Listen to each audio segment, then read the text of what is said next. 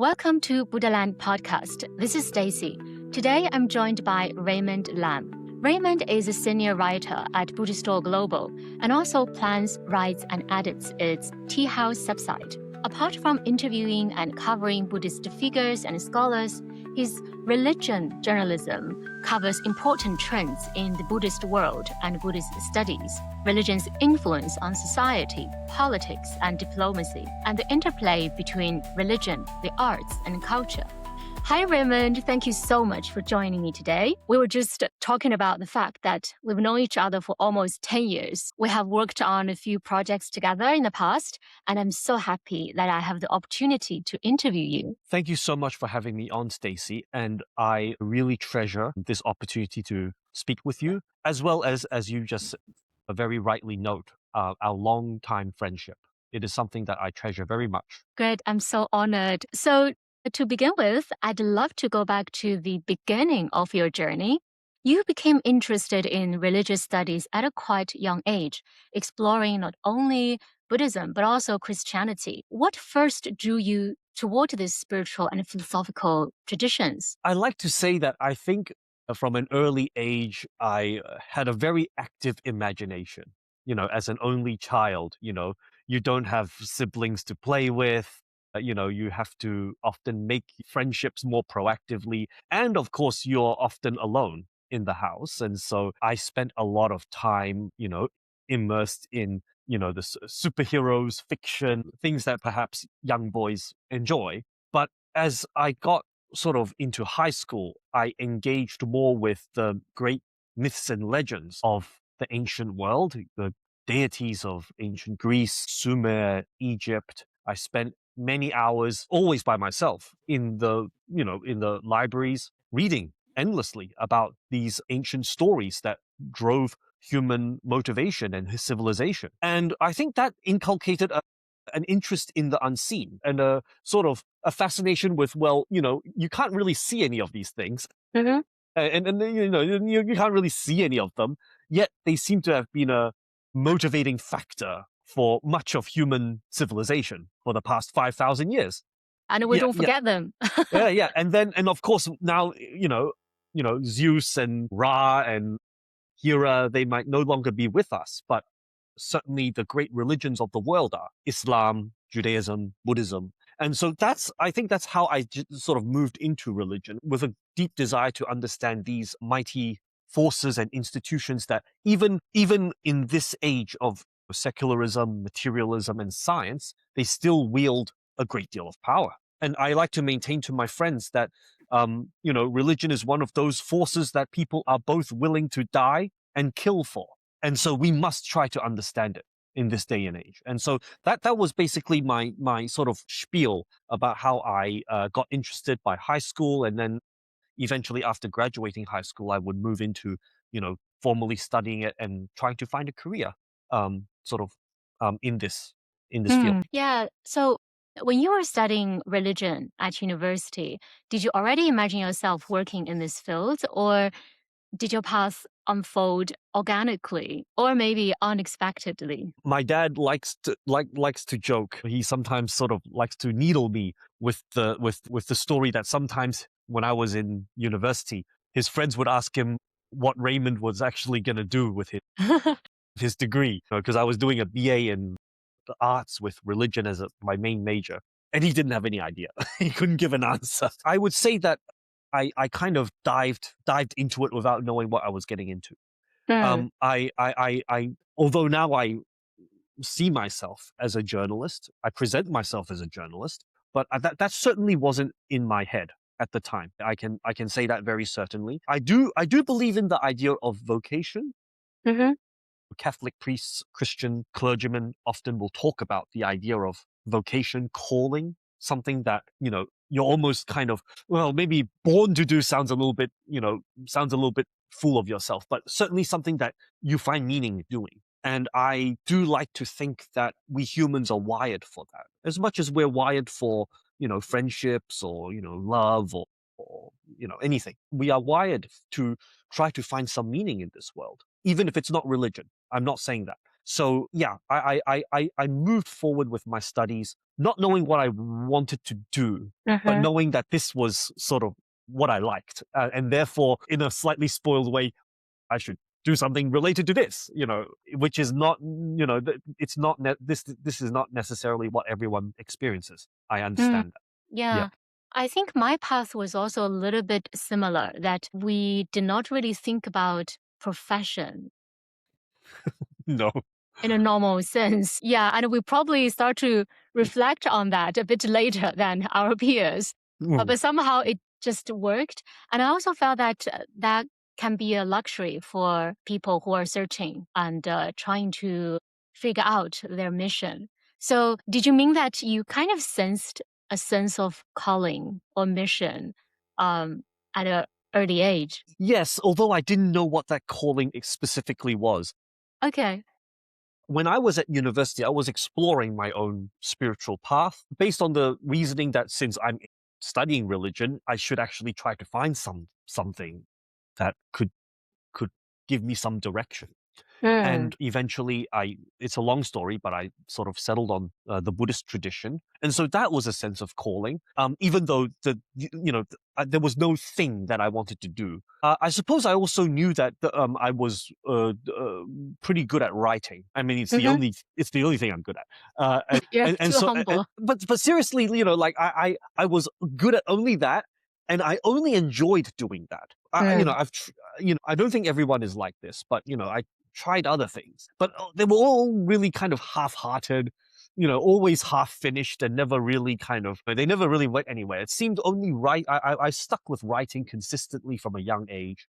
And so if I was going to have any sense of calling or so-called vocation, I hoped that it would have to do with wordsmithing. I hoped it would have something to do with the written word. So still not a journalist, but something to do with words. Yeah. Yeah, that's wonderful. You mentioned that you will immerse yourself with different mythologies and Yes.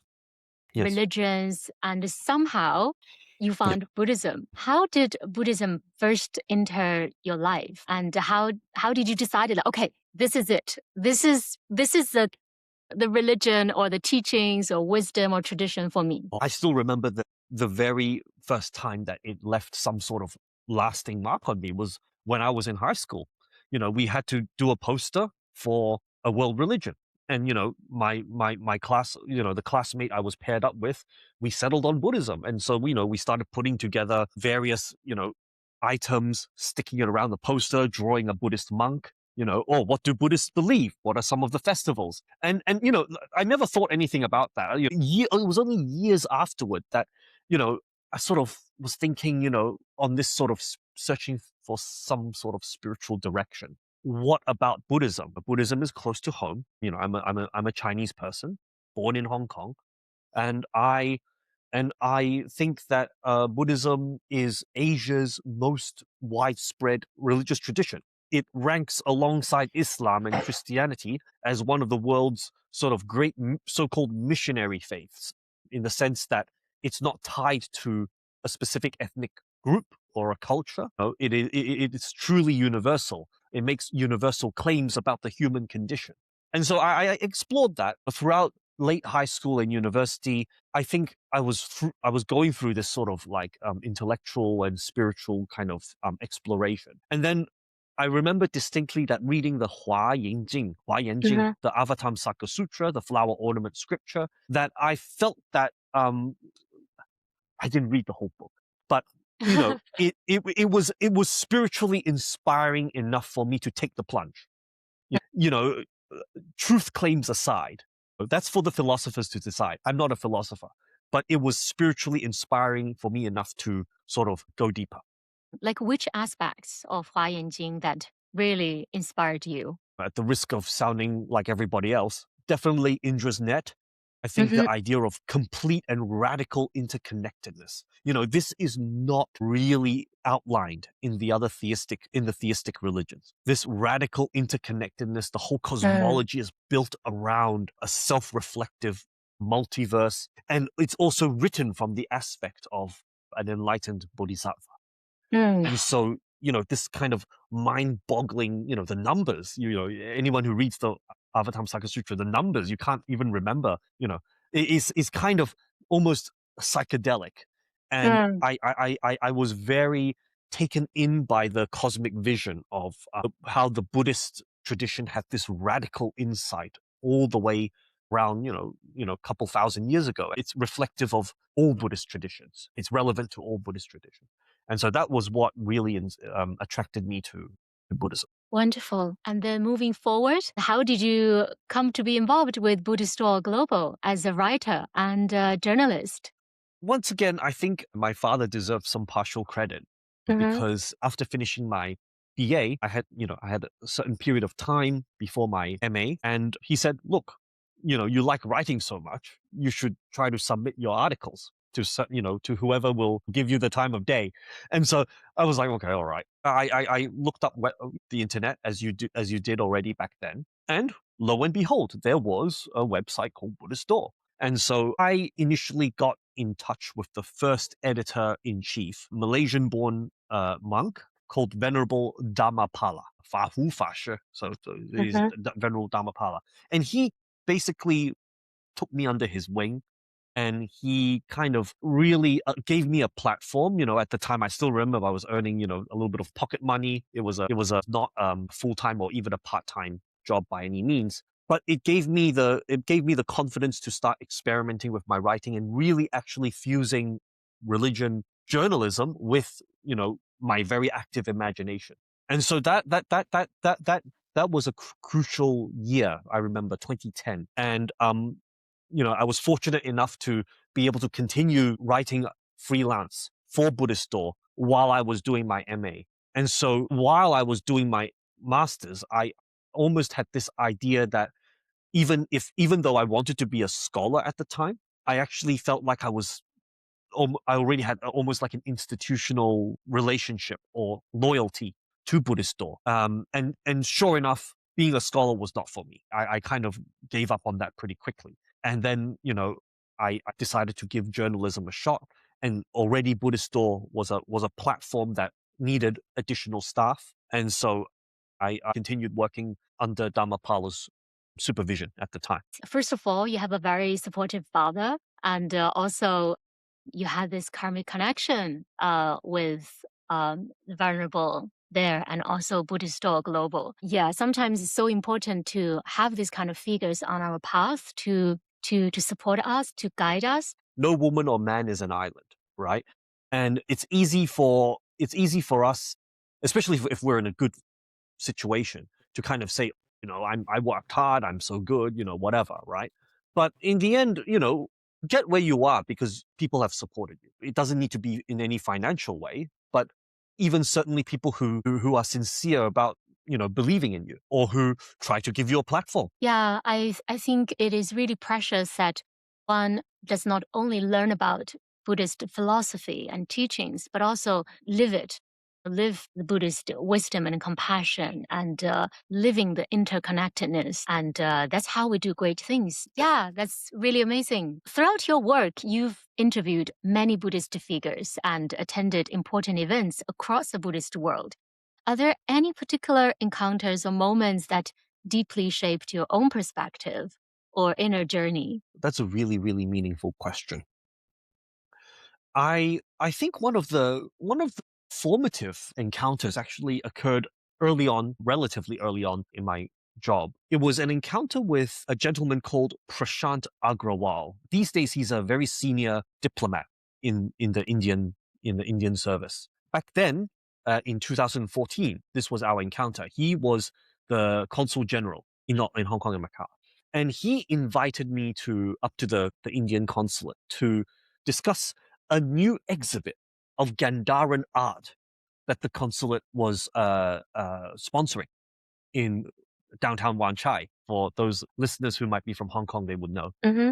And we struck up a friendship.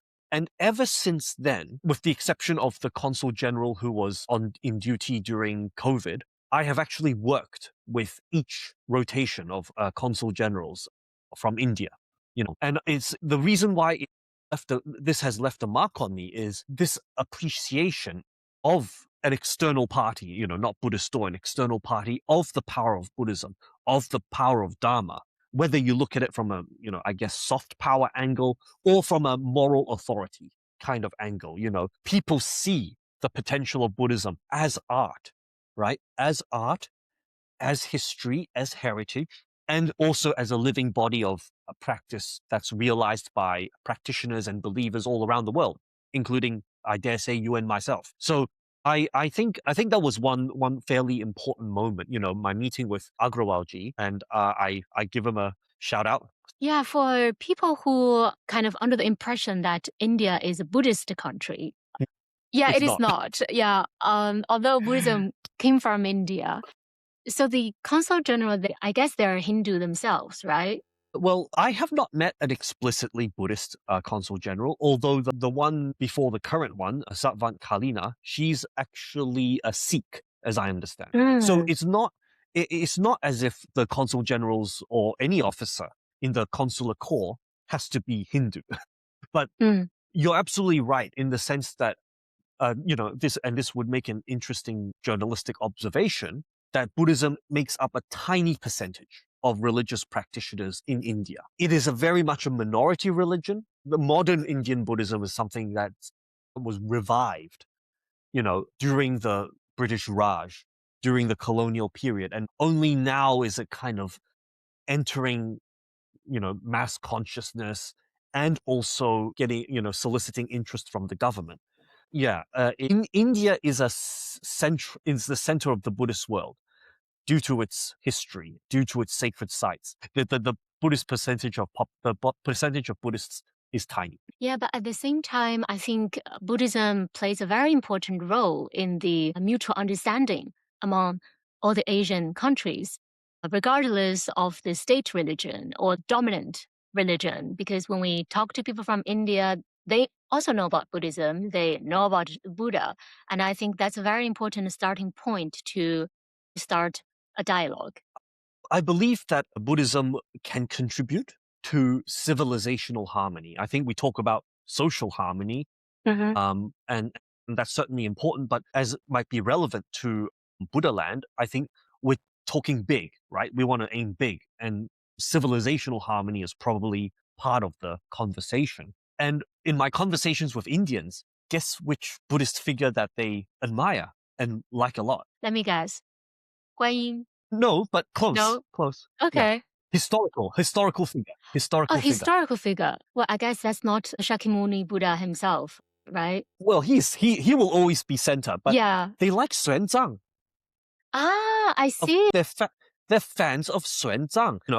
We have a documentarian who has actually Indian born, who has traced the westward journey of Xuanzang from Chang'an across Central Asia, into the monastery sites of India, tracing Xuanzang's journey. Why are they grateful for that?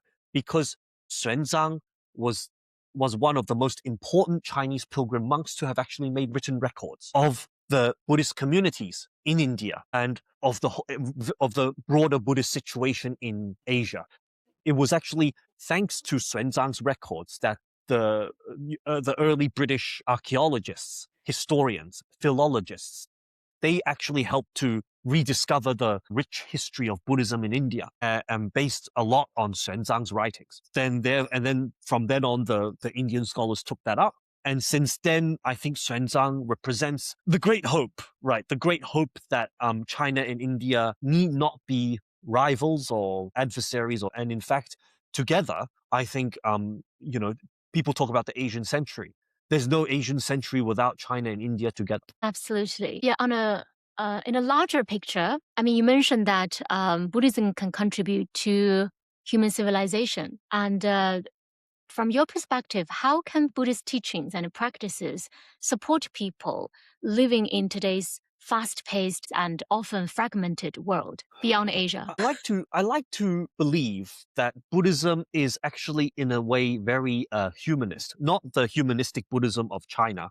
It's very humanist in the sense that it provides principles. It provides first principles for personal growth without, judgmentalism, without threats in a certain sense. Of course, traditional Buddhism, we could talk about that. But I think from a doctrinal perspective, it provides these first principles for, personal growth and spiritual maturity, while also offering critical insights into the nature of selflessness, because Buddhists deconstruct the self. And so I think it offers, in that sense, it's more sophisticated and offers a more accurate picture of reality, while at the same time providing these useful principles for building ethics, behaving in a more moral way, cleansing and purifying the mind, moving towards good habits and moving away from unwholesome habits. It's all a complete package, and one that I find not, that you can aim for every day. And even if we fall short, and we do fall short every day, you can always just,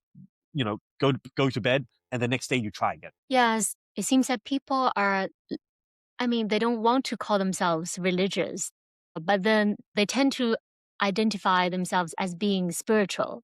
And I definitely feel that Buddhism provides a wonderful framework to be spiritual in the secular world. Yeah. It's funny because when I first converted to Buddhism, I took refuge under the, three treasures, the triple gem. All new converts are rather zealous and passionate, and we're talking about, let's share our beliefs with, fellow brothers and sisters, let's try to get more people sort of calling themselves Buddhists, that kind of thing. But actually, as the years go by, I think demographics is working against Buddhism. I don't think that the Buddhism of today will look like the Buddhism of, 20 years or 100 years time. I think you're absolutely right. As much as it might seem a stereotype or a cliche, we really will be bringing our Buddhism and our Dharma to people who call themselves spiritual. And it will often be those spiritual or perhaps even non-affiliated individuals who potentially embody Dharma in very meaningful ways. And I think this is the direction of the future. You cover Buddhism not only as a spiritual tradition, but also in relation to society, politics, and global issues. We have discussed several aspects of that. If we read the news today, this is really a chaotic time for all of us. Could you share more about how Buddhism can guide us in times of all these issues that we have? For instance, ecological crisis, social division, also technological accelerations. I think these are two interrelated observations. I think, first of all, Buddhism inevitably suggests that to transform the world, you must transform yourself. And so Buddhism locates the existential problem of humanity in the human being, in the individual. And in that sense, perhaps greater emphasis is placed on, individual and inner transformation before any kind of social revolution or reform can meaningfully take place. And then related to that idea is mindfulness. And I think many people are into mindfulness. But I think the Buddhist idea of mindfulness is a very intense moment to moment awareness of what one is doing and the rightness or wrongness of it. So it's not just being aware of the breath, it's being aware of how I'm talking to you, how I'm behaving in a certain way that might benefit or harm others. And so, you have this interplay, I think, from a basic level, you have the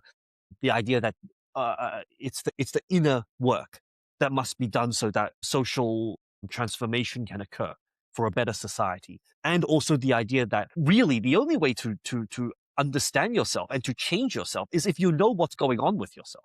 That's why Buddhism insists on the mindfulness, because you can talk all day about high ideals and how you should behave, how to change society. But if you're not aware of what's going on inside yourself, then we go down even darker paths. And I think we're unfortunately that is what's happening, because a lot of the people powers that be are just not mindful of themselves, what they're doing. Yeah, I want to ask another question about AI, because it seems that it is something that everyone is so concerned about. I wonder whether you personally or any Buddhist figures have expressed anything that you find constructive on this topic.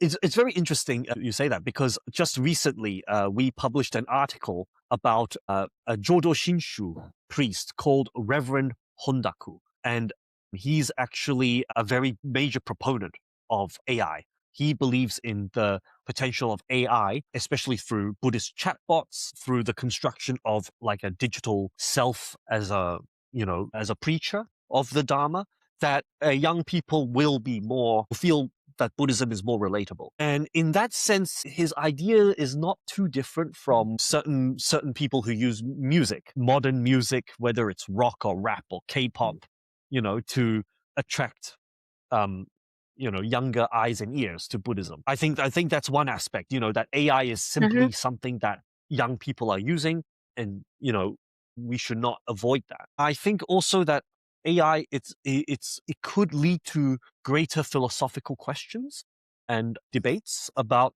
the nature of self, the nature of consciousness, whether there is such thing as an enlightened AI, free will. All these are important questions that I think Buddhists should embrace. Not necessarily, like we'll always have different opinions about AI, but I think we should definitely embrace these questions in a sort of open and discursive manner. Yeah, I think the popularity and development of AI actually push humans to look inward and to reflect on what actually defines a human being. What is being human? What is the essence of it? Because Buddha said that all the sentient beings, we have this potential to attain enlightenment and to reach Buddhahood. Does it also apply to AI? Like, would AI, I mean, for the moment, I don't think AI has the intelligence that we humans have. But as it develops, will it actually have the human's intelligence? And will it also attain enlightenment? Yeah, for me, that's a fascinating topic. One very interesting thing about Buddhism is the primacy that it places on the human condition, right? In the sense that, you've heard this repeated often, that only human beings can attain enlightenment. Now, it's not really because we were created by God, we have some sort of special destiny. It is simply because Buddhism early on identified something in the human being that had this ability to transform the mind, to transform the consciousness. There have been volumes, entire libraries created to talk about the nature of consciousness. But my understanding is that Buddhism has pinpointed something in the human consciousness that allows it to reflect back on itself and do the work of liberation, of insight. And that's what gives the human being the mechanism to attain enlightenment and to attain liberation. And so I completely agree with you, Stacey. Like, this AI right now is very much a complement to the development of humanity as things go on. We don't know what the path ahead will be. Various studies in Western countries suggest that, for example, Americans are broadly distrustful of AI, whereas there are polls actually in South Korea and China that actually show that there is a deeper trust in AI in the public, probably because of different state policy.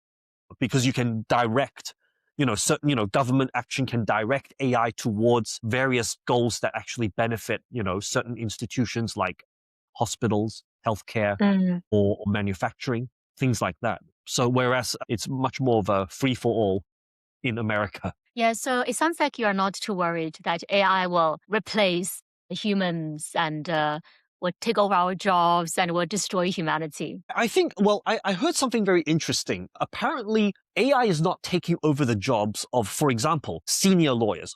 But I heard from I think, was it a friend or an acquaintance, that actually AI is threatening entry-level positions in law, because now a lot of the filing junior clerks and associates or whatever, I'm not a lawyer, are being deployed by middle-ranking and senior partners or lawyers of that level. And so you're seeing a shift in the market in ways that we cannot simply just say, oh, they're decimating every industry, they're benefiting every industry. I think it's very difficult to do broad brush what's going on. I wouldn't say I'm optimistic, in the sense that I already think that human connection and sort of authenticity has already been kind of decimated and spoiled by social media. And social media came way before AI.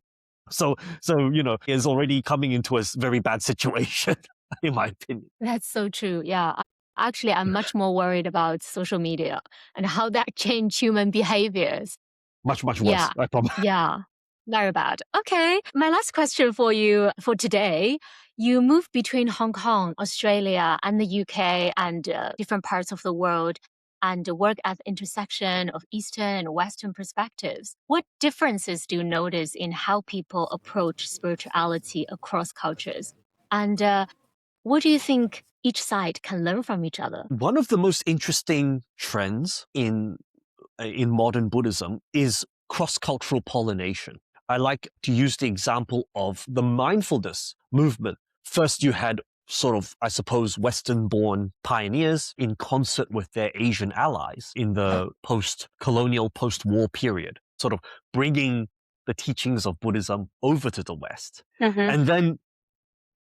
And then as globalization occurs, in the 1960s, 70s, 80s, and onwards, you have a rising Asian middle class sort of learning from Western conceptions of their Asian tradition, taking on new ideas of Buddhism that were not originally circulating in Asia.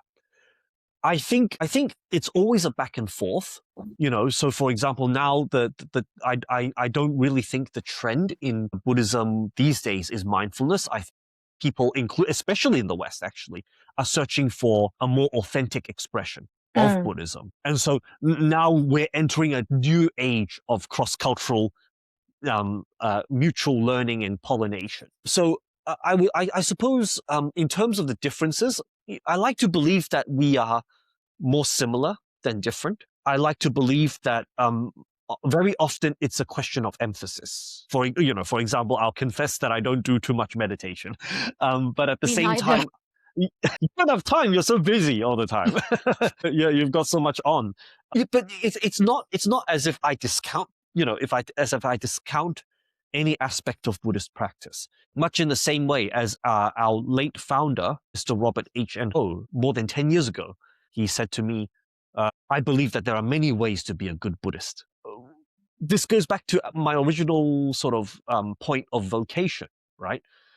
Perhaps it's a little bit over romantic, but I like to believe that everybody has their own way in which they contribute to the Dharma, right? It need not be meditation. It could be art. It could be, science. It could be, your own unique way. And so I think now that we really are living in an interconnected world, as per the Hua Yanjing, right? I think East and West have as much to learn from each other as ever, because it's a never-ending conversation. It's a never-ending ping-pong table tennis game where ideas flow from one end to another and then vice versa. Ultimately, this is for the best, especially as Buddhism is now truly global. Yeah, it's so inspiring.